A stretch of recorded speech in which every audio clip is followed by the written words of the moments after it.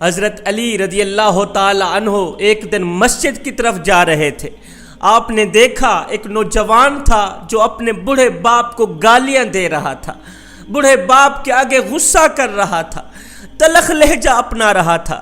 حضرت سیدنا علی المرتضیٰ شیر خدا کرم اللہ وجہ الکریم، آپ اس نوجوان کے قریب گئے۔ آپ نے دیکھا وہ بوڑھا باپ اپنے نوجوان بیٹے کو دردناک اشعار سنا رہا تھا، درد بھرے اشعار سنا رہا تھا، جن کا ترجمہ کچھ یوں تھا۔ باپ کہہ رہا تھا، او میرے بیٹے، جب سے تو پیدا ہوا ہم نے اپنی ذات کے لیے جینا چھوڑ دیا۔ میرے بیٹے، جب تو گود میں تھا میں اس وقت بھی تیرے لیے پریشان تھا اور میں آج بھی تیرے لیے پریشان ہوں۔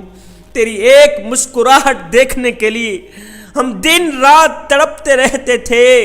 تو سوتا تھا ہم تیرے لیے جاگتے تھے، تو روتا تھا ہم تیرے لیے روتے تھے۔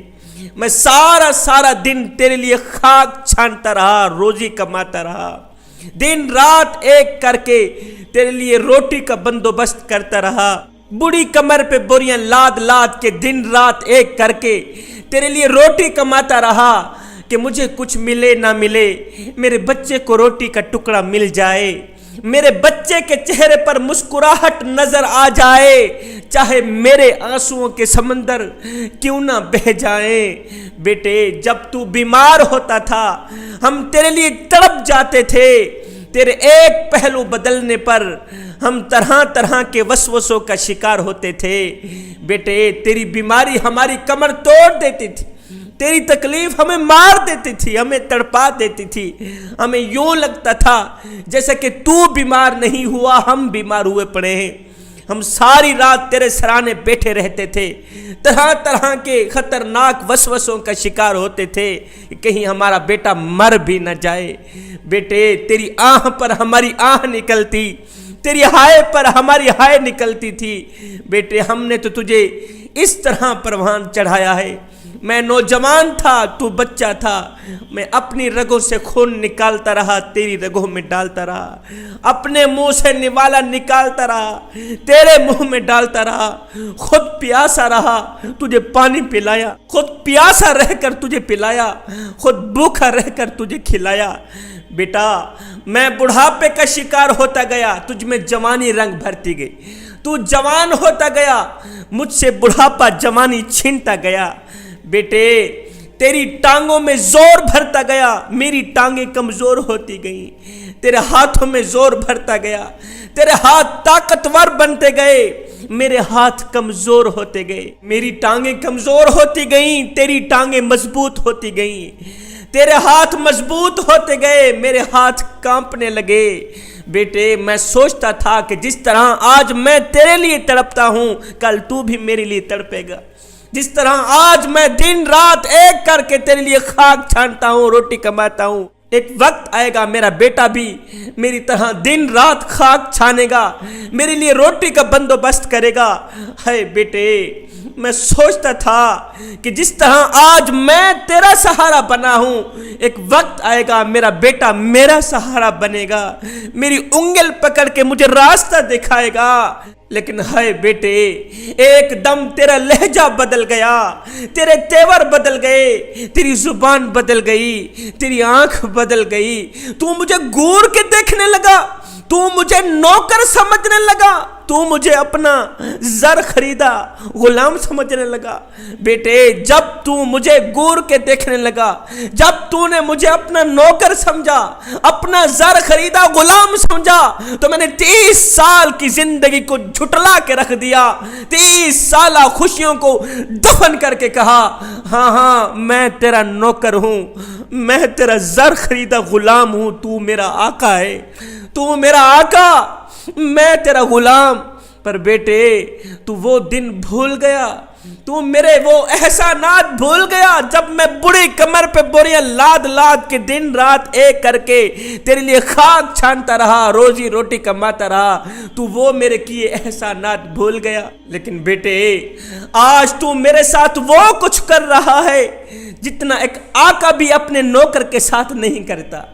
آج تو میرے ساتھ اتنی بدسلوکی کر رہا ہے، جتنا کہ ایک آقا بھی اپنے زر خریدے غلام کے ساتھ نہیں کرتا۔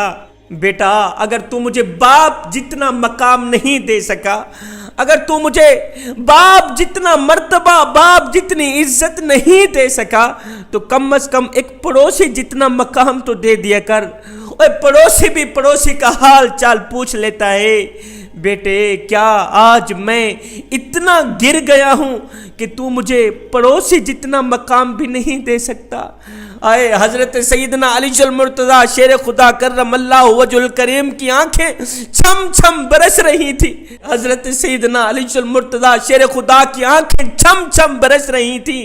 آپ رو کر اس نوجوان کو کہنے لگے، او بدبخت نوجوان، میں تجھے اپنے پیارے نبی کا ایک فرمان سناؤں۔ میرے کریم نبی نے فرمایا، جو شخص اپنے بڑے باپ کو گالیاں دیتا ہے، جو شخص اپنے بڑے والدین کے آگے تلخ لہجہ اپناتا ہے، غصہ کرتا ہے، اللہ کے سارے نوری فرشتے اس بدبخت شخص کے منہ پر لعنت کرتے رہتے ہیں۔ جو شخص اپنے بڑے والدین کو تڑپاتا ہے، اپنے بڑے والدین کو رلاتا ہے، فرشتوں کی لعنت سے بچ۔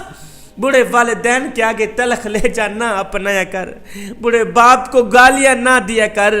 حضرت سیدنا علی المرتضیٰ شیر خدا نے فرمایا، لوگو اگر زندگی میں وقت ملے تو بڑے والدین کے ساتھ بیٹھ جایا کرو، ان سے ان کا حال چال پوچھ لیا کرو، کیونکہ بڑے والدین کے ساتھ گزرا وقت قیامت کے دن تمہاری بخشش کا ذریعہ بنے گا۔